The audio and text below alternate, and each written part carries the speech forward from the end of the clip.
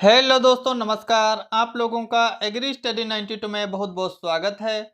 आज हम GK GS से संबंधित 200 मोस्ट इंपॉर्टेंट क्वेश्चन डिस्कस करने वाले हैं जो विभिन्न टॉपिक से संबंधित हैं, जैसे भारत के पड़ोसी देश, राजधानी, मुद्राएं, पर्यटन स्थल, महत्वपूर्ण दिवस, अंतर्राष्ट्रीय संगठन, लोक नृत्य, खेलकूद एवं अन्य टॉपिक से रिलेटेड है। इसमें पहला प्रश्न देखेंगे, भारत के पड़ोसी देश से संबंधित। तो इसमें से नेपाल की प्रथम महिला राष्ट्रपति, तो इनमें से नेपाल की प्रथम महिला राष्ट्रपति कौन थी? तो विद्या देवी भंडारी। विद्या देवी भंडारी जो थी नेपाल की प्रथम महिला राष्ट्रपति थी इनमें से। अगला प्रश्न है, इनमें से कौन सा भूटान का वर्तमान राजा है? तो भूटान का वर्तमान में राजा है जिग्मे खेसर नामग्याल वांगचुक। भूटान की राजधानी है थिम्पू, वहां का राजा है जिग्मे खेसर नामग्याल वांगचुक। इसका डिस्क्रिप्शन देखेंगे, जिग्मे खेसर नामग्याल वांगचुक भूटान के वर्तमान राजा हैं।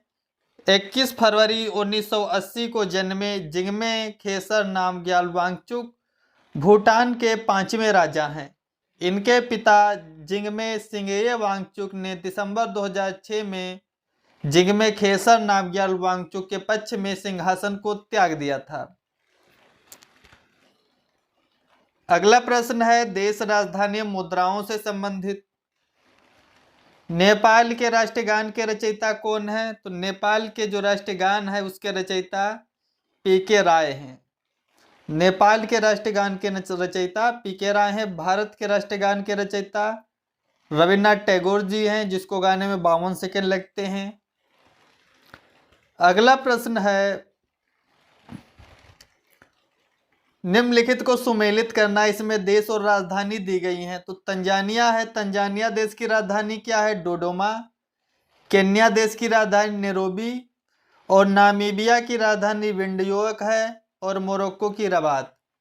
तो इधर देश दिए हुए हैं, उधर उनकी राजधानियां हैं। तंजानिया की राजधानी है डोडोमा, केन्या की राजधानी नैरोबी, नामिबिया की राजधानी विंडयोक, और मोरक्को की है रबात। अगला प्रश्न है, अबू धाबी की राजधानी है। अबू धाबी किसकी राजधानी है? यूनाइटेड अरब अमीरात, यूएई। अबू धाबी यूएई यानी यूनाइटेड अरब अमीरात की राजधानी है। अगला प्रश्न है, माले किसकी राजधानी है? तो माले राजधानी ऑप्शन नंबर बी राइट है, मालदीव। माले मालदीव की राजधानी है। अगला प्रश्न देखेंगे, स्वीडन की राजधानी का नाम। स्वीडन की राजधानी क्या है? स्टॉकहोम। तो स्वीडन की राजधानी का नाम स्टॉकहोम है। इसका डिस्क्रिप्शन देखेंगे, स्वीडन यूरोपीय महाद्वीप में उत्तर में स्केंडिनेविया प्रायद्वीप में स्थित है। स्वीडन जो है यूरोपीय महाद्वीप में उत्तर में स्केंडिनेविया प्रायद्वीप में स्थित है। स्टॉकहोम इसकी राजधानी है और सबसे बड़ा शहर है। स्वीडिश भाषा इसकी राजभाषा है। स्वीडन एक संवैधानिक और लोकतांत्रिक राजतंत्र है। अगला प्रश्न है, निम्नलिखित में से कौन सा देश कुल क्षेत्रफल की दृष्टि से विश्व में 5वें स्थान पर है? तो कौन सा क्षेत्रफल के आधार पर 5वें स्थान पर है? तो ऑप्शन नंबर ए इसमें राइट है, ब्राजील जो है क्षेत्रफल के आधार पर 5वें स्थान पर है। इसका डिस्क्रिप्शन देखेंगे, वेरी इंपॉर्टेंट क्वेश्चन है। कुल क्षेत्रफल की दृष्टि से विश्व में 5वें स्थान पर ब्राजील स्थित है। विश्व के सबसे बड़े देशों का विवरण, सबसे ज्यादा क्षेत्रफल है रूस का, फिर कनाडा है, अमेरिका है, फिर चीन है, फिर ब्राजील है, फिर ऑस्ट्रेलिया है और भारत है। यानी तो सबसे बड़े देशों में रूस, कनाडा, अमेरिका, चीन, ब्राजील, ऑस्ट्रेलिया और भारत का क्षेत्रफल में 7वां स्थान है। ब्राजील 5वें स्थान पर है, रसिया पहले स्थान पर है। रूस, कनाडा, अमेरिका, चीन, ब्राजील, ऑस्ट्रेलिया और भारत ये क्षेत्रफल के आधार पर देश हैं। अगला प्रश्न है, वर्ष 2015 के लिए दक्षेस जिसे बोलते हैं सार्क क्षेत्र की सांस्कृतिक राजधानी के लिए अफगानिस्तान के बामियान को चुना गया था। हाल ही में WHO द्वारा किस देश को मलेरिया मुक्त घोषित किया गया था? तो श्रीलंका को। अगला टॉपिक है भारत के राज्य तथा केंद्र शासित प्रदेश से। तो पणजी किस भारतीय राज्य की राजधानी है? पणजी गोवा की राजधानी है। छत्तीसगढ़ की राजधानी रायपुर। अगला प्रश्न है, इसका डिस्क्रिप्शन देख लेते हैं। पणजी भारतीय राज्य गोवा की राजधानी है। गोवा भारतीय प्रायद्वीप के पश्चिमी तट पर स्थित है। यह उत्तर में महाराष्ट्र, पूर्व एवं दक्षिण में कर्नाटक और पश्चिम में अरब सागर से घिरा है। अगला प्रश्न है, अंडमान और निकोबार द्वीप समूह भारत का एक संघ शासित प्रदेश है। जो अंडमान और निकोबार द्वीप समूह है भारत का एक क्या है? यूनियन टेरिटरी है। निकोबार में द्वीपों की संख्या क्या है? तो ऑप्शन नंबर इसमें कोई भी राइट नहीं है, तो इसका डिस्क्रिप्शन देखेंगे। अंडमान और निकोबार द्वीप समूह बंगाल की खाड़ी में स्थित हैं। कह सकते हैं अंडमान और निकोबार द्वीप समूह बंगाल की खाड़ी में स्थित द्वीपों का समूह है। अंडमान और निकोबार द्वीप समूह में 572 द्वीप हैं। अंडमान और निकोबार द्वीप समूह में 572 द्वीप हैं, जिनमें 550 द्वीप अंडमान द्वीप समूह के हैं और 22 द्वीप निकोबार द्वीप समूह के हैं। अंडमान और निकोबार की बात करें तो 572 द्वीपों का समूह है, जिसमें 550 द्वीप अंडमान द्वीप समूह के हैं और केवल 22 द्वीप निकोबार द्वीप समूह के हैं। अगला प्रश्न देखेंगे, ढलाई और उनाकोटी किस राज्य में के जिले हैं? ढलाई और उनाकोटी किस राज्य के जिले हैं? त्रिपुरा के। ढलाई और उनाकोटी जो हैं त्रिपुरा के जिले हैं। अगला प्रश्न है, पोर्ट ब्लेयर की राजधानी है। जो पोर्ट ब्लेयर है किसकी राजधानी है? तो अंडमान और निकोबार की। पोर्ट ब्लेयर अंडमान और निकोबार द्वीप की राजधानी है। अंडमान और निकोबार द्वीप समूह में 572 द्वीप हैं, 550 अंडमान और 22 निकोबार द्वीप समूह में। अगला प्रश्न है, इसका डिस्क्रिप्शन देख लेते हैं। पोर्ट ब्लेयर अंडमान और निकोबार द्वीप समूह की राजधानी है। अंडमान एवं निकोबार द्वीप समूह भारत का एक केंद्र शासित प्रदेश है। यह बंगाल की खाड़ी के दक्षिण में हिंद महासागर में स्थित है, जिसमें लगभग 572 छोटे बड़े द्वीप हैं। अगला प्रश्न है, भारतीय मानक मेरिडियन या भारतीय मानक समय रेखा 5 राज्यों के मध्य से गुजरती है। इनमें से कौन सा पांचवा नहीं है? जो भारत की मानक समय रेखा है 5 राज्यों से गुजरती है, इसमें कौन सा नहीं है? तो आंध्र प्रदेश, उड़ीसा, छत्तीसगढ़, बिहार, इसमें कौन शामिल नहीं है? तो बिहार। भारतीय मानक मेरिडियन 5 राज्यों के मध्य से होकर गुजरती है, जिसमें बिहार शामिल नहीं है। इसका डिस्क्रिप्शन देखेंगे, ये भी इंपॉर्टेंट क्वेश्चन है। यह ग्राम विकास अधिकारी 2018 की परीक्षा में पूछा जा चुका है। भारतीय मानक मेरिडियन जिसे बोलते हैं IST, ग्रीनविच मीन टाइम से 5 घंटा 30 मिनट आगे है। जो भारतीय मानक मेरिडियन है वो GMT यानी ग्रीनविच टाइम से 5 घंटा 30 मिनट आगे है। भारतीय मानक समय जिसे बोलते हैं 82.5 डिग्री ईस्ट देशांतर से लिया जाता है। जो भारतीय मानक समय है IST वो GMT से 5 घंटा 30 मिनट आगे है। यह 82.5 डिग्री ईस्ट देशांतर से लिया जाता है, जो प्रयागराज, मिर्जापुर आदि स्थानों से होकर गुजरता है। जो IST है वो यूपी के प्रयागराज और मिर्जापुर स्थानों से होकर गुजरता है। भारतीय मानक समय की यामोत्तर रेखा भारत के 5 राज्यों से गुजरती है, यूपी से, मध्य प्रदेश से, छत्तीसगढ़, ओडिशा और आंध्र प्रदेश। जो GMT है भारतीय मानक समय रेखा भारत के 5 राज्यों से होकर गुजरती है। नंबर 1 यूपी, मध्य प्रदेश, फिर छत्तीसगढ़, ओडिशा और आंध्र प्रदेश। अगला प्रश्न देखेंगे, भारत का कौन सा संघ राज्य क्षेत्र आकार में सबसे बड़ा है? भारत का कौन सा यूनियन टेरिटरी है जो सबसे क्षेत्रफल में बड़ा है? तो Pondicherry. Option number B right है। भारत का कौन सा संघ राज्य क्षेत्र में आकार में बड़ा है? तो पांडिचेरी। पांडिचेरी का क्षेत्रफल है 490 वर्ग किलोमीटर। इसका डिस्क्रिप्शन आप देख सकते हैं। जो लक्षद्वीप है, लक्षद्वीप का क्षेत्रफल है मात्र 30 वर्ग किलोमीटर। पांडिचेरी का है 490 वर्ग किलोमीटर और दमन द्वीप का 111 वर्ग किलोमीटर और चंडीगढ़ का मात्र 114 वर्ग किलोमीटर क्षेत्रफल है। तो यहाँ पर 490 किलोमीटर पांडिचेरी का क्षेत्रफल सर्वाधिक है। अगला प्रश्न है, निम्नलिखित केंद्रशासित क्षेत्रों में सर्वाधिक बड़ा आकार किसका है? तो अभी देखा कि पांडिचेरी का 490 वर्ग किलोमीटर। अगला प्रश्न है, भारत का पहला राष्ट्रीय खेल विश्वविद्यालय किस राज्य में स्थापित किया गया? भारत का पहला राष्ट्रीय खेल विश्वविद्यालय किस राज्य में स्थापित किया गया? तो मणिपुर में। अगला प्रश्न देखेंगे, इनमें से कौन सा भारत का सबसे पहला और एकमात्र केंद्रशासित प्रदेश है?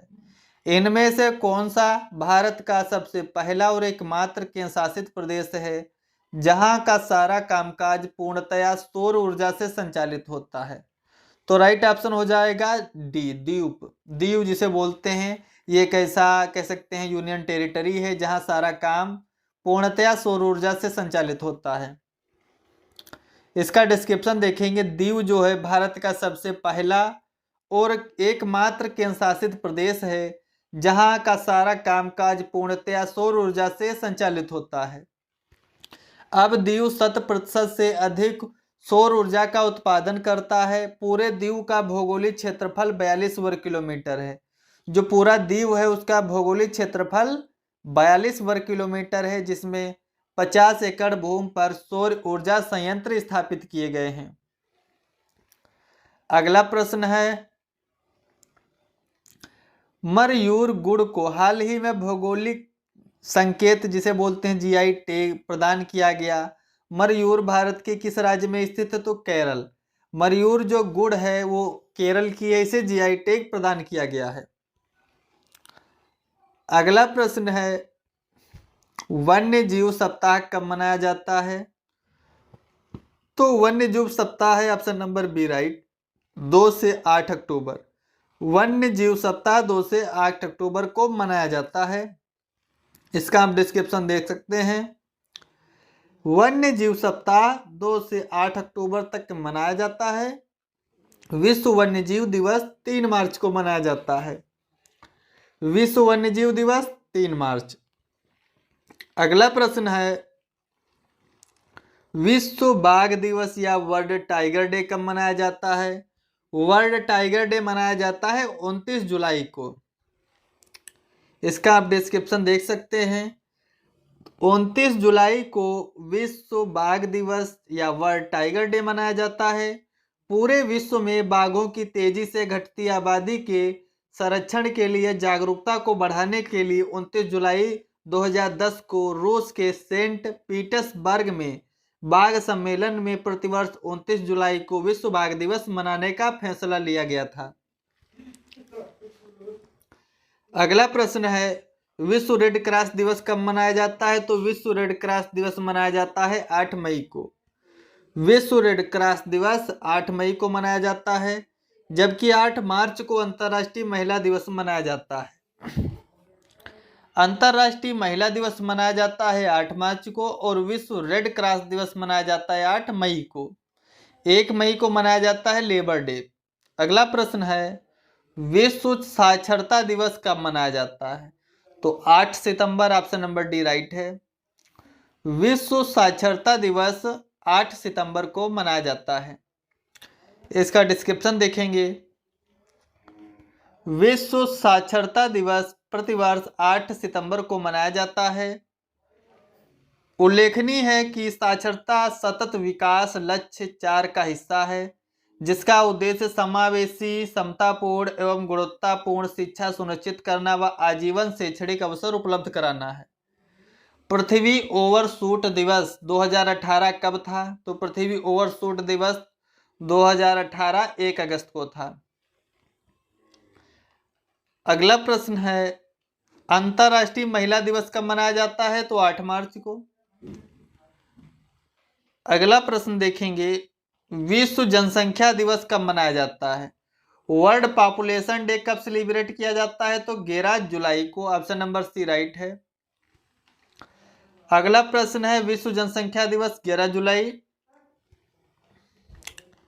अगला प्रश्न है प्रतिवर्ष अंतरराष्ट्रीय जनसंख्या दिवस, ये कई बार पूछा जा चुका है, तो 11 जुलाई। 11 और 15 अगस्त को स्वतंत्रता दिवस मनाया जाता है और 31 अक्टूबर को राष्ट्रीय एकता दिवस मनाया जाता है और 22 मार्च को विश्व जल दिवस मनाया जाता है। 11 जुलाई हो गया अंतरराष्ट्रीय जनसंख्या दिवस और 15 अगस्त को स्वतंत्रता दिवस मनाया जाता है। 31 अक्टूबर को राष्ट्रीय एकता दिवस, 31 अक्टूबर राष्ट्रीय एकता दिवस, 22 मार्च विश्व जल दिवस और 22 अप्रैल होता है विश्व पृथ्वी दिवस मनाया जाता है। अगला प्रश्न देखेंगे किस दिन राष्ट्रीय मतदाता दिवस मनाया जाता है? तो ऑप्शन नंबर ए राइट है इसमें। 25 जनवरी को राष्ट्रीय मतदाता दिवस मनाया जाता है। अगला प्रश्न देखेंगे भारत में राष्ट्रीय खेल दिवस कब मनाया जाता है? तो भारत में राष्ट्रीय खेल दिवस मनाया जाता है 29 अगस्त को। भारत में राष्ट्रीय खेल दिवस 29 अगस्त को हॉकी के महान खिलाड़ी मेजर ध्यानचंद की जयंती के दिन मनाया जाता है। जो भारत में राष्ट्रीय खेल दिवस है वो मेजर ध्यानचंद की जयंती पर 29 अगस्त को मनाया जाता है। अगला प्रश्न है भारत में प्रवासी भारतीय दिवस कब मनाया जाता है? भारत में प्रवासी भारतीय दिवस कब मनाया जाता है? तो ऑप्शन नंबर डी राइट है, 9 जनवरी। 9 जनवरी को भारत में प्रवासी भारतीय दिवस मनाया जाता है। इसका डिस्क्रिप्शन देखेंगे, इतिहास के दृष्टिकोण से अत्यंत महत्वपूर्ण है। 9 जनवरी 2015 को गांधी जी दक्षिण अफ्रीका से भारत आए थे। 9 जनवरी 2015 को गांधी जी दक्षिण अफ्रीका से भारत आए थे। महात्मा गांधी की वतन वापसी की इस घटना की याद में इसी दिन प्रतिवर्ष प्रवासी दिवस मनाया जाता है। यानी गांधी जी के वतन की वापसी की घटना के तौर पर प्रतिवर्ष प्रवासी भारतीय दिवस मनाया जाता है। वर्ष 2003 में तत्कालीन प्रधानमंत्री अटल बिहारी वाजपेयी ने इस दिवस को प्रारंभ करके भारत से प्रतिभा पलायन की समस्या निवारण के लिए एक महत्वपूर्ण पहल की शुरुआत की थी। तब से भारतीय प्रवासी दिवस समागम का आयोजन प्रतिवर्ष विभिन्न शहरों में किया जाता है। वर्ष 2020 में प्रवासी दिवस का आयोजन नई दिल्ली में किया गया था। अगला प्रश्न है विश्व पर्यावरण दिवस कब मनाया जाता है? तो विश्व पर्यावरण दिवस मनाया जाता है 5 जून को। अगला प्रश्न देखेंगे विश्व पर्यावरण दिवस हो गया 5 जून। अगला प्रश्न है श्रमिक दिवस कब मनाया जाता है? तो श्रमिक दिवस मनाया जाता है 1 मई को। ऑप्शन नंबर ए इसमें राइट है, श्रमिक दिवस मनाया जाता है 1 मई को। 1 मई को संपूर्ण विश्व में श्रमिक दिवस के रूप में मनाया जाता है। यह दिवस सर्वप्रथम संयुक्त राज्य अमेरिका में 1 मई 1889 को मनाया गया था, जबकि भारत में यह 1 मई 1923 को पहली बार मनाया गया। अगला प्रश्न है अंतर्राष्ट्रीय विकलांग दिवस कब मनाया जाता है? तो अंतर्राष्ट्रीय विकलांग दिवस होता है 3 दिसंबर को। 3 दिसंबर को अंतर्राष्ट्रीय विकलांग दिवस के रूप में मनाया जाता है। अगला प्रश्न है अंतर्राष्ट्रीय न्यायालय का मुख्यालय कहाँ है? ये जो अंतर्राष्ट्रीय न्यायालय का मुख्यालय है ये पेड की परीक्षा में पूछा जा चुका है 2023 की परीक्षा में। तो इसका राइट ऑप्शन हो जाएगा option number C, the Hague. अंतर्राष्ट्रीय न्यायालय का मुख्यालय है द हैग। इसका डिस्क्रिप्शन देखेंगे, जो अंतर्राष्ट्रीय न्यायालय है इसका मुख्यालय नीदरलैंड के द हैग में स्थित है। इसकी स्थापना 1945 में संयुक्त राष्ट्र संघ द्वारा की गई थी। अंतर्राष्ट्रीय न्यायालय की स्थापना 1945 में संयुक्त राष्ट्र संघ के द्वारा की गई थी। अगला प्रश्न है अंतर्राष्ट्रीय परमाणु ऊर्जा एजेंसी का मुख्यालय कहाँ है? अंतर्राष्ट्रीय परमाणु ऊर्जा एजेंसी का मुख्यालय कहाँ है? तो वियना में। ऑप्शन नंबर सी राइट है। अंतर्राष्ट्रीय परमाणु ऊर्जा एजेंसी का मुख्यालय वियना में है। इसका डिस्क्रिप्शन आप देख सकते हैं। IAEA यानी अंतरराष्ट्रीय परमाणु ऊर्जा एजेंसी का मुख्यालय ऑस्ट्रिया की राजधानी वियना में है। तो ऑस्ट्रिया की राजधानी क्या है? वियना। यहाँ पर IAEA का मुख्यालय है। इसका गठन वर्ष 1957 में संयुक्त राष्ट्र संघ के द्वारा किया गया था। अगला प्रश्न देखेंगे, कुछ वर्ष पहले किस एशियाई देश ने अपना राष्ट्रगान बदल दिया? तो ऑप्शन नंबर डी राइट है, नेपाल ने जो है अपना राष्ट्रीय गान बदल दिया था। अगला प्रश्न है, खाद्य बाजार की पारदर्शिता बढ़ाने के लिए G20 राष्ट्रों द्वारा अंतर एजेंसी व्यवस्था को क्या कहा जाता है? तो कृषि बाजार सूचना प्रणाली। खाद्य बाजार की पारदर्शिता बढ़ाने के लिए G20 राष्ट्रों द्वारा अंतर एजेंसी व्यवस्था को कहा जाता है कृषि बाजार सूचना प्रणाली। अगला प्रश्न है, ब्रिक्स देशों का एक हिस्सा कौन सा राष्ट्र है? तो ब्रिक्स देशों का हिस्सा है ब्राजील। ब्रिक्स का जो है हिस्सा है ब्राजील। ब्राजील, रसिया, इंडिया, चाइना और साउथ अफ्रीका। इसका डिस्क्रिप्शन देखेंगे, विश्व की सर्वाधिक बड़ी उदीयमान बाजार अर्थव्यवस्थाओं में ब्राजील, रूस, भारत, चीन के समूह का ब्रिक समूह, पहले जो था ब्रिक कहा जाता था। वर्ष 2011 में इसमें साउथ अफ्रीका जुड़ गया तो इसका नाम जो है ब्रिक्स पड़ गया। यानी ब्रिक्स का जो पूरा नाम है ब्राजील, रसिया, इंडिया, चाइना और साउथ अफ्रीका है। 2011 में पहले ब्रिक्स संगठन था तो 2011 में इसमें दक्षिण अफ्रीका शामिल हो गया तो इसका नाम ब्रिक्स पड़ गया।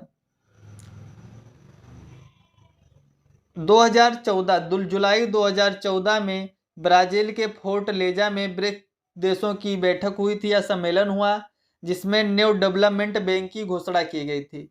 न्यू डेवलपमेंट बैंक की घोषणा कहाँ की गई थी? तो जो ब्रिक का सम्मेलन हुआ था, ब्रिक्स देशों का सम्मेलन फोर्टजेना में, वहां पर न्यू डेवलपमेंट बैंक की घोषणा की गई थी।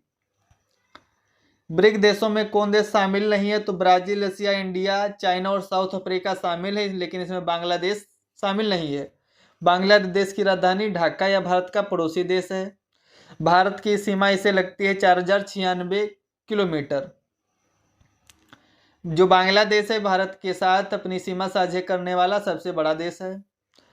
अगला प्रश्न है, निम्नलिखित में से कौन वर्तमान में विश्व बैंक का अध्यक्ष है? ये करंट अफेयर का क्वेश्चन है, बदल चुका है। अब अगला देखेंगे, एक अंतरराष्ट्रीय संगठन जिसका उद्देश्य पर्यावरण की समस्या से संबंध होकर विश्व को बचाना है, तो ग्रीन पीस। एक अंतरराष्ट्रीय संगठन जिसका उद्देश्य पर्यावरण की समस्या से संबंध होकर विश्व को बचाना है वो है ग्रीन पीस। ग्रीन पीस क्या है? एक गैर सरकारी संगठन है। ग्रीन पीस एक गैर सरकारी संगठन है जिसमें 28 स्वतंत्र राष्ट्रीय और क्षेत्रीय कार्यालय शामिल हैं। इसमें यूरोप, एशिया, अमेरिका, अफ्रीका के 40 देश शामिल हैं। ग्रीन पीस अंतरराष्ट्रीय संगठन एम्स्टर्डम, नीदरलैंड में स्थित है। ये इंपॉर्टेंट क्वेश्चन है। ग्रीन पीस जो अंतरराष्ट्रीय संगठन है वो कहाँ है? तो एम्स्टर्डम, नीदरलैंड में स्थित है। इसकी स्थापना 1971 में की गई थी। ग्रीन पीस अंतरराष्ट्रीय संगठन एम्स्टर्डम, नीदरलैंड में स्थित है। इसकी स्थापना 1971 में की गई थी। अगला टॉपिक है भारतीय पर्यटन स्थल से संबंधित। हेमिस गोम्पा नामक मठ कहाँ स्थित है? हेमिस गोम्पा नामक मठ कहाँ पर है? तो ऑप्शन नंबर इसमें बी राइट है, लद्दाख में। हेमिस गोम्पा नामक मठ लद्दाख में स्थित है। इसका डिस्क्रिप्शन देखेंगे, हेमिस गोम्पा एक क्या है? तिब्बती बौद्ध मठ है।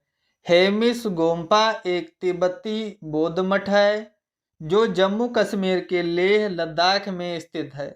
हेमिस त्योहार प्रभु पद्म संभव को समर्पित है, जो हेमिस गोम्पा का एक विशेष त्योहार है। अगला प्रश्न है, भारत देश का विश्व धरोहर स्थलों में संख्या के आधार पर कौन सा स्थान है? तो विश्व धरोहर स्थलों में भारत का स्थान है 7वां। अगला प्रश्न है मधुबनी कला कहाँ की प्रसिद्ध है? तो ऑप्शन नंबर बी राइट है, इसमें मिथिला। मधुबनी कला कहाँ प्रसिद्ध है? तो मिथिला क्षेत्र।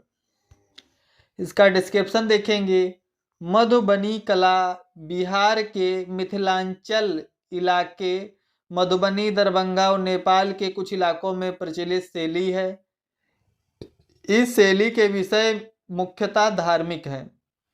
मधुबनी कला बिहार के मिथिलांचल इलाके जैसे मधुबनी, दरभंगा और नेपाल के कुछ इलाकों में प्रचलित है। जो ये शैली है धार्मिक है और प्रायः इनमें चटक रंगों का प्रयोग किया जाता है। मधुबनी पेंटिंग्स की प्रसिद्ध चित्रकार सीता देवी, गोदावरी दत्ता, भारती दयाल और गंगा देवी हैं। जो मधुबनी पेंटिंग्स है कि प्रसिद्ध चित्रकार कौन कौन है? मधुबनी पेंटिंग्स की प्रसिद्ध चित्रकार सीता देवी, गोदावरी दत्ता, भारती दयाल और गंगा देवी हैं। अगला प्रश्न है किस कला का अभ्यास भारतीय उपमहाद्वीप के मिथिला क्षेत्र से किया जाता है? तो मधुबनी। मधुबनी कला भारतीय उपमहाद्वीप के मिथिला क्षेत्र से किया जाता है। अगला प्रश्न है धूमर लोक नृत्य कहाँ का है? तो ऑप्शन नंबर इसमें बी राइट है। धूमर लोक नृत्य राजस्थान का है। इसका डिस्क्रिप्शन देखेंगे। घूमर लोक नृत्य राजस्थान का प्रसिद्ध लोक नृत्य है। इसके अलावा 13 ताली नृत्य, अग्नि नृत्य, कच्छी घोड़ी, कालबेलिया, गणगौर तथा भवाई आदि राजस्थान के लोक नृत्य हैं। घूमर राजस्थान का प्रसिद्ध लोक नृत्य है। इसके अलावा 13 ताली नृत्य, अग्नि नृत्य, कच्छी घोड़ी नृत्य, कालबेलिया, गणगौर तथा भवाई आदि राजस्थान के लोक नृत्य हैं। अगला प्रश्न है भारत कला भवन कहाँ स्थित है? तो भारत कला भवन स्थित है बनारस में। भारत कला भवन स्थित है बनारस में। इसका डिस्क्रिप्शन देखेंगे, ये वेरी मोस्ट इंपॉर्टेंट क्वेश्चन है। भारत कला भवन बनारस में स्थित है। यह एक कला एवं पुरातत्व संग्रहालय है। यह एक कला एवं पुरातत्व संग्रहालय है। यह बनारस हिंदू विश्वविद्यालय के कैंपस में स्थित है। जो भारत कला भवन है वो कहाँ है? बीएचयू के कैंपस में स्थित है।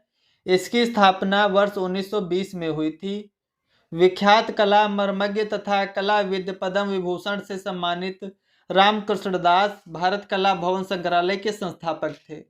भारत कला भवन संग्रहालय के संस्थापक कौन थे? रामकृष्ण दास। इनको पद्म विभूषण भी मिला था। रामकृष्ण दास भारत कला भवन के संस्थापक थे। यह विभिन्न प्रकार की पेंटिंग, हिंदू और बौद्ध मूर्तियों तथा पुरातात्विक महत्व के अन्य सामग्रियों का संग्रह करता है। भारत कला भवन। भारत कला भवन कहाँ है? बीएचयू में है। इसके संस्थापक कौन हो गए? रामकृष्ण दास। अगला प्रश्न देखेंगे। भारतीय शास्त्रीय नृत्य को विदेशों में किसने लोकप्रिय बनाया? भारतीय शास्त्रीय नृत्य को विदेशों में किसने लोकप्रिय बनाया? तो उदय शंकर ने। ऑप्शन नंबर इसमें बी राइट है। उदय शंकर ने जो शास्त्रीय नृत्य हैं भारतीय शास्त्रीय नृत्य, इनको विदेशों में लोकप्रिय बनाया। अगला प्रश्न है 13 ताली लोक नृत्य कहाँ है? तो अभी बताया था ये राजस्थान का भी है, मध्य प्रदेश का भी है। 13 ताली लोक नृत्य मध्य प्रदेश में कमार जनजात द्वारा किया जाता है। यह नृत्य राजस्थान में भी किया जाता है। 13 ताली लोक नृत्य मध्य प्रदेश में कमार जनजात द्वारा किया जाता है। यह नृत्य राजस्थान में भी किया जाता है। अगला प्रश्न है कौन सा मंदिर एलोरा महाराष्ट्र में स्थित एक प्राचीन हिंदू मंदिर है जो चट्टानों को काटकर बनाए गए सबसे बड़े मंदिरों में से एक है? तो कैलाश जो मंदिर है एलोरा महाराष्ट्र में स्थित एक प्राचीन हिंदू मंदिर है। कैलाश मंदिर एलोरा महाराष्ट्र में स्थित एक प्राचीन हिंदू मंदिर है जो चट्टानों को काटकर बनाए गए सबसे बड़े मंदिरों में से एक है। इसका डिस्क्रिप्शन देखेंगे। एलोरा के मंदिर महाराष्ट्र के औरंगाबाद जिले में स्थित हैं। एलोरा के मंदिर कहाँ है? महाराष्ट्र के औरंगाबाद जिले में स्थित है। इसमें कुल 34 गुफाएं हैं जिसमें सबसे उल्लेखनीय एलोरा का कैलाश मंदिर है। भगवान शिव को समर्पित यह मंदिर चट्टानों को काटकर बनाया गया है। यह मंदिर दुनिया भर में एक ही पत्थर की शिला से बनी हुई सबसे बड़ी मूर्ति के लिए प्रसिद्ध है। जो एलोरा मंदिर है यह दुनिया भर में एक ही पत्थर शिला को काटकर बनाई हुई सबसे बड़ी मूर्ति के लिए प्रसिद्ध है। अगला प्रश्न है, प्रसिद्ध बांसुरी वादक हरिप्रसाद चौरसिया का जन्म कहाँ हुआ था? जो प्रसिद्ध बांसुरी वादक हैं हरिप्रसाद चौरसिया, इनका जन्म कहाँ हुआ था? तो लोकनाथ इलाहाबाद। तो इनका जन्म लोकनाथ इलाहाबाद में हुआ था। इसका डिस्क्रिप्शन देखेंगे, वेरी इंपॉर्टेंट क्वेश्चन है। पूछा जाता है कि बांसुरी वादक कौन है? तो हरिप्रसाद चौरसिया। प्रसिद्ध बांसुरी वादक हरिप्रसाद चौरसिया का जन्म 1 जुलाई 1938 को लोकनाथ इलाहाबाद, जिसे बोलते हैं प्रयागराज में हुआ था। भारत सरकार ने इन्हें 1992 में पद्म भूषण तथा वर्ष 2000 में पद्म विभूषण से सम्मानित किया था हरिप्रसाद चौरसिया जी को। मोहिनीअट्टम नृत्य किस राज्य से संबंधित है? तो मोहिनीअट्टम कहाँ का है? तो केरल का मोहिनीअट्टम लोक नृत्य है। इसका डिस्क्रिप्शन देखेंगे, मोहिनीअट्टम केरल का लोक नृत्य है, ओडिसी ओडिशा का है, यक्षगान कर्नाटक का है और भरतनाट्यम तमिलनाडु का लोक शास्त्रीय नृत्य है।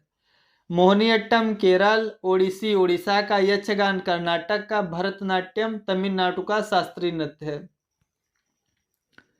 अगला प्रश्न है, उस्ताद जाकिर हुसैन का संबंध किस वाद्य यंत्र से है? तो जाकिर हुसैन, ये तो फेमस क्वेश्चन है, तबला वादक हैं, ये तबला से संबंधित हैं। अगला प्रश्न है, मैच करना इसमें, जो उस्ताद जाकिर हुसैन है वो काहे से संबंधित? तबला से। उस्ताद जाकिर हुसैन तबला से। पंडित रविशंकर सितार वादक हैं, पंडित रविशंकर सितार वादक। अमजद अली खां सरोद से। और हरिप्रसाद चौरसिया बांसुरी वादक। पद्म भूषण एवं विभूषण इनको दोनों मिला है हरिप्रसाद चौरसिया को। हरिप्रसाद चौरसिया बांसुरी वादक, अमजद अली खां सरोद वादक, पंडित रविशंकर सितार वादक, उस्ताद जाकिर हुसैन तबला वादक। अगला प्रश्न है, किस राज्य में ड्री त्योहार मनाया जाता है? तो ड्री त्योहार मनाया जाता है अरुणाचल प्रदेश में। इसका डिस्क्रिप्शन देखेंगे, ड्री त्योहार अरुणाचल प्रदेश में आपतानी जनजातियों द्वारा प्रतिवर्ष 5 जुलाई को मनाया जाता है। यह उर्वरता का त्यौहार है। यह मोस्ट इंपॉर्टेंट क्वेश्चन है। ड्री त्योहार किसका त्यौहार है? उर्वरता यानी फर्टिलिटी का त्यौहार है। यह 5 जुलाई को मनाया जाता है आपातानी जनजाति के द्वारा। ये अरुणाचल प्रदेश से संबंधित है ड्री फेस्टिवल। अगला प्रश्न है, भारत में नृत्य, नाटक और संगीत के विकास को बढ़ावा देने के लिए निम्नलिखित में से कौन अकादमी जिम्मेदार है? तो संगीत अकादमी। भारत में नृत्य, नाटक और संगीत के विकास को बढ़ावा देने के लिए जो संगीत अकादमी है वो जिम्मेदार है। इसका डिस्क्रिप्शन देखेंगे, भारत में नृत्य, नाटक और संगीत के विकास को बढ़ावा देने के लिए संगीत नाटक अकादमी उत्तरदायी है। इसका गठन भारत के तत्कालीन शिक्षा मंत्रालय के द्वारा 31 मई 1952 के प्रस्ताव के जरिए किया गया था। भारत के पहले राष्ट्रपति डॉक्टर राजेंद्र प्रसाद ने 28 जनवरी 1953 को संसद भवन में आयोजित एक विशेष समारोह में इसका उद्घाटन किया था। अगला प्रश्न है, निम्नलिखित हिंदुस्तानी शास्त्रीय गायकों में किसका संबंध यूपी से था? तो सिद्धेश्वरी देवी। निम्नलिखित हिंदुस्तानी शास्त्रीय गायकों में किसका संबंध उत्तर प्रदेश से था? तो सिद्धेश्वरी देवी का। अगला प्रश्न है, प्रसिद्ध संगीतकार उस्ताद बिस्मिल्लाह खान किससे संबंधित हैं? तो शहनाई से। उस्ताद बिस्मिल्लाह खान शहनाई वादक हैं। अगला प्रश्न है, निम्नलिखित में से कौन सा नृत्य उत्तर प्रदेश से संबंधित नहीं है? तो जो कठपुतली नाच है ये उत्तर प्रदेश से संबंधित नहीं है। कठपुतली नाच जो है राजस्थान का नृत्य है। आप डिस्क्रिप्शन में देख सकते हैं, जो कठपुतली नाच है वो राजस्थान का प्रसिद्ध नृत्य है। अगला प्रश्न देखेंगे, पंडित शिव कुमार शर्मा किसका वादक हैं? तो पंडित शिव कुमार शर्मा संतूर वादक हैं। पंडित शिव कुमार शर्मा प्रख्यात भारतीय संतूर वादक हैं। इनका जन्म 1938 में जम्मू कश्मीर में हुआ था। इन्हें जो पद्मश्री, पद्म भूषण, संगीत नाटक अकादमी आदि में कई प्रतिष्ठित पुरस्कार प्राप्त हो चुके हैं। अगला प्रश्न है, भारत के पिकासो के तौर पर किसे जाना जाता है? भारत के पिकासो के तौर पर जाना जाता है मकबूल फिदा हुसैन को। मकबूल फिदा हुसैन को भारत के पिकासो के तौर पर जाना जाता है। अगला प्रश्न है, जल्लीकट्टू कहाँ का है शास्त्रीय नृत्य? तो ये तमिलनाडु पोंगल। जल्लीकट्टू तमिलनाडु पोंगल के साथ जुड़ा हुआ है। पहला प्रश्न है, रास बिहारी बोस द्वारा संगठित भारतीय स्वतंत्रता लीग किस संगठन का अग्रदूत था? ऑप्शन नंबर इसमें राइट हो जाएगा बी, भारतीय राष्ट्रीय फौज। रास बिहारी बोस द्वारा संगठित भारतीय स्वतंत्रता लीग भारतीय राष्ट्रीय फौज का अग्रदूत था। इसका डिस्क्रिप्शन देखेंगे। रास बिहारी बोस वर्ष 1915 में जापान में बस गए थे। रास बिहारी बोस वर्ष 1915 में जापान में बस गए थे। उन्होंने वर्ष 1942 में भारतीय स्वतंत्रता लीग का गठन किया। सुभाष चंद्र बोस वर्ष 1943 में सिंगापुर पहुंचे। उन्हें तुरंत लीग का प्रधान नियुक्त कर दिया गया। यहीं पर सुभाष चंद्र बोस ने भारतीय राष्ट्रीय सेना, जिसे बोलते हैं आज़ाद हिंद फौज, का गठन किया, जिसमें उन्होंने भारतीय सेना के उन सैनिकों को भर्ती किया था जो सिंगापुर तथा मलेशिया से अंग्रेजों के भागने के समय जापान द्वारा बंदी बना लिए गए थे। भारतीय राष्ट्रीय सेना एनानी को बोस ने दिल्ली चलो को नारा दिया था। दिल्ली चलो का नारा सुभाष चंद्र बोस ने दिया था। अगला प्रश्न है, भारत में राजनीतिक सुधारों के लिए आंदोलन शुरू करने वाले पहले भारतीय नेता थे। तो इसमें ऑप्शन नंबर बी राइट है, राजा राम मोहन राय। राजा राम मोहन राय भारत में राजनीतिक सुधारों के लिए आंदोलन शुरू करने वाले पहले भारतीय नेता थे।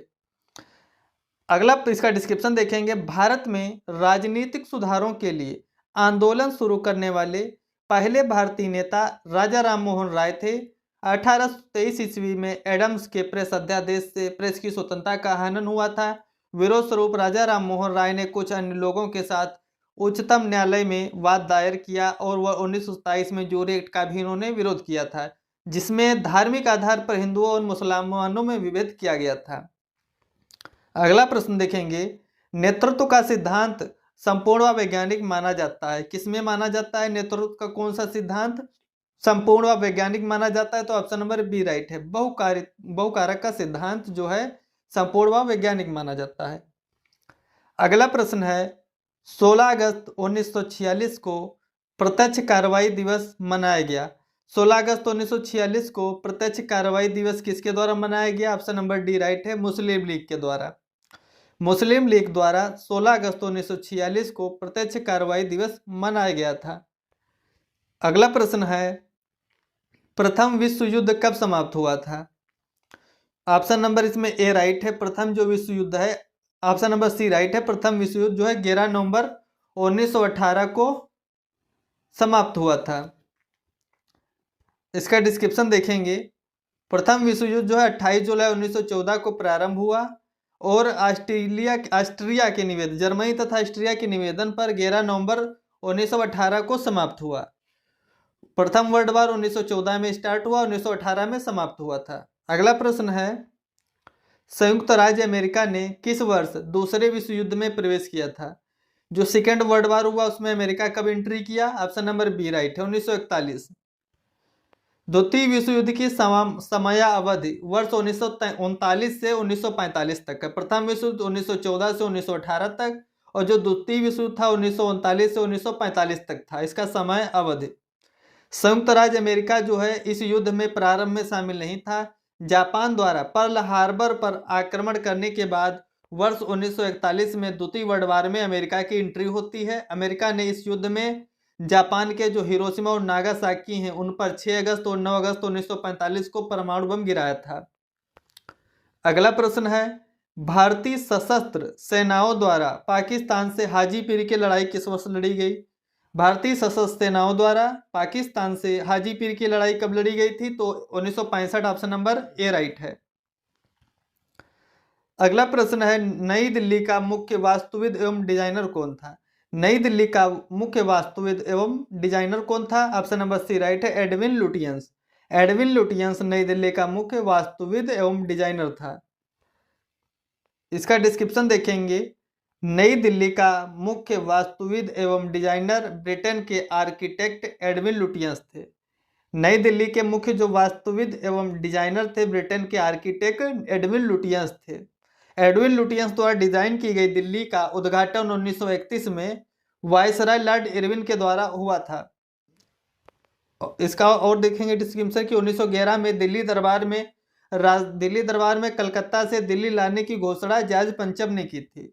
यानी 1911 में दिल्ली दरबार में, राजधानी पहले क्या थी? कलकत्ता थी, तो कलकत्ता से दिल्ली लाने की जो घोषणा है जॉर्ज पंचम के द्वारा की गई थी, तथा इसके बाद 1912 से दिल्ली का निर्माण लुटियंस के द्वारा प्रारंभ हुआ।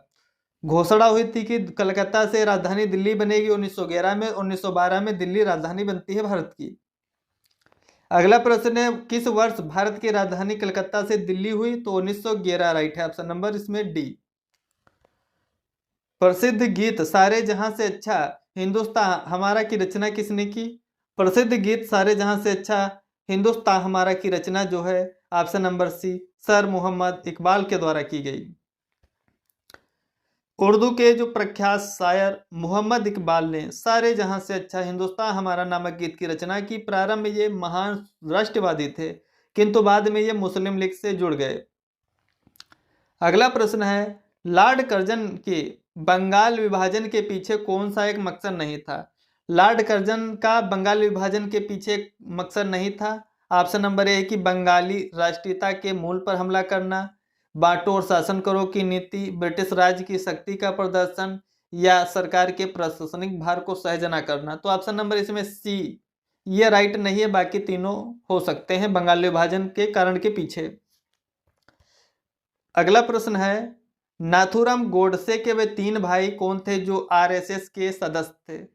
तो ऑप्शन नंबर ए राइट है, गोविंद गोपाल दत्तात्रेय। गोविंद गोपाल दत्तात्रेय जो हैं ये नाथूराम गोडसे के भाई हैं जो आरएसएस से जुड़े हुए थे। अगला प्रश्न है, साइमन कमीशन का विरोध करते हुए पुलिस हमले के कारण किस राष्ट्रवादी नेता की मृत्यु हो गई थी? साइमन कमीशन का विरोध करते हुए जो लाला लाजपत राय थे उनकी लाठी लगने से मृत्यु हो गई थी। इसका डिस्क्रिप्शन देखेंगे। साइमन कमीशन 1928 का विरोध करते हुए पुलिस हमले के कारण जो राष्ट्रवादी नेता थे लाला लाजपत राय उनकी मृत्यु हो गई थी। इसके जवाब में भगत सिंह, सुखदेव, चंद्रशेखर आजाद आदि ने मिलकर सैंडर्स की हत्या कर दी थी। साइमन कमीशन 1927 में बना था, 1928 में भारत आया था। इसके विरोध में लाला लाजपत राय की मृत्यु हो गई थी, जिसके जवाब में भगत सिंह, सुखदेव, चंद्रशेखर आजाद ने सैंडर्स को मार दिया था। अगला प्रश्न है, देश बंधु किसे कहा जाता है? तो ऑप्शन नंबर सी राइट है, इसमें चित्तरंजन दास इनको देश बंधु कहा जाता है। इसका डिस्क्रिप्शन है, देश बंधु चित्तरंजन दास को कहा जाता है। दीन बंधु सीएफ एंड्रूज को कहा जाता है। जो लाला लाजपत राय है इनको पंजाब केसरी बोलते हैं। पंजाब केसरी लाला लाजपत राय को बोलते हैं, दीन बंधु सीएफ एंड्रूज को बोलते हैं और देश बंधु चित्तरंजन दास को बोलते हैं। अगला प्रश्न है, मैकमोहन रेखा चीन के तिब्बती क्षेत्र और भारत के उत्तर पूर्व क्षेत्र के बीच की सीमा रेखा है। जो मैकमोहन रेखा है चीन के तिब्बत वाले इलाके और भारत के उत्तर पूर्व के बीच क्या है? सीमा रेखा है, जिसे ब्रिटिश औपनिवेशिक जो प्रशासन हेनरी मैकमोहन ने 1914 में शिमला समझौते में इसको प्रस्तावित किया था। भारत और चीन के बीच कौन सी सीमा रेखा है? मैकमोहन। 1914 में ये हेनरी जो थे मैकमोहन उनके द्वारा शिमला संधि पत्र में प्रस्तावित की गई थी। अगला प्रश्न है, रॉलेट एक्ट कब आया था? रॉलेट एक्ट आया था 1919 में। गांधी इरविन समझौता हुआ था 1931 ईस्वी में, और मार्ली मिंटो सुधार आया था 1909 में, और इल्बर्ट बिल आया था 1883 में। इल्बर्ट बिल 1883 में, मार्ली मिंटो सुधार 1909 में, और गांधी इरविन समझौता 1931 में हुआ, और रॉलेट एक्ट आया था 1919 में, जिसे काला कानून कहा गया था। अगला प्रश्न है, भारत में यातायात व्यवस्था यानी ट्रैफिक सिस्टम की शुरुआत का श्रेय किसे जाता है?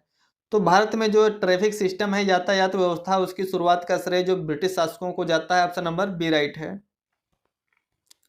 अगला प्रश्न है, बलदेव सिंह अंतरिम सरकार के सदस्य, स्वतंत्र भारत व पहली सरकार में रक्षा विभाग के प्रमुख थे। बलदेव सिंह जो है अंतरिम सरकार के सदस्य, स्वतंत्र भारत व पहली सरकार में जो है रक्षा विभाग के प्रमुख थे। ऑप्शन नंबर ए राइट है। बात करें जो अंतरिम सरकार है इसका गठन कब हुआ था, तो 2 सितंबर 1946 को पंडित नेहरू के नेतृत्व में भारत की पहली अंतरिम राष्ट्रीय सरकार का गठन हुआ। नेहरू जी के नेतृत्व में भारत की पहली अंतरिम राष्ट्रीय सरकार का गठन 2 सितंबर 1946 को हुआ था, जिसमें बलदेव सिंह रक्षा मंत्री थे, राजगोपालचारी जो थे शिक्षा मंत्री थे, अरुणा असफ अली जो थे रेल मंत्री थे, और जो लियाकत अली खान थे वो वित्त मंत्री थे। जो ये सरकार थी अंतरिम सरकार, इसका गठन जो है कैबिनेट मिशन के परामर्श या अंतर्गत किया गया था, कैबिनेट मिशन के अंतर्गत या आधार पर। अगला प्रश्न है, अंग्रेजों के विरुद्ध खान अब्दुल गफ्फार खां द्वारा प्रारंभ किए गए आंदोलन का नाम। अंग्रेजों के विरुद्ध खान अब्दुल गफ्फार खां द्वारा प्रारंभ किया गया आंदोलन था, ऑप्शन नंबर राइट है, लाल कुर्ती।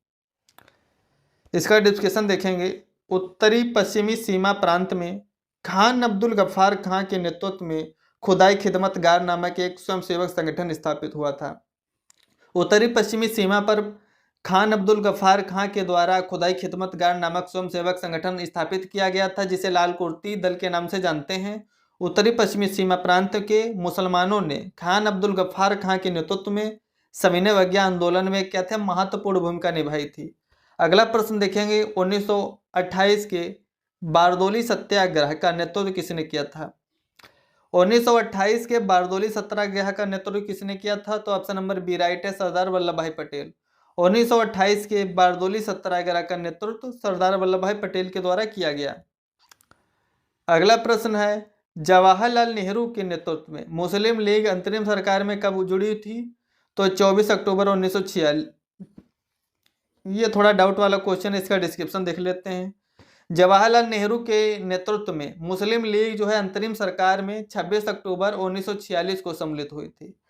नेहरू जी के नेतृत्व में जो मुस्लिम लीग है अंतरिम सरकार में 26 अक्टूबर 1946 को सम्मिलित हुई थी, जिसमें जो लियाकत अली खान थे वित्त विभाग में जुड़े थे, और आई चंडीगढ़ वाणिज्य विभाग, अब्दुल रब नस्तर संचार विभाग में जुड़े थे।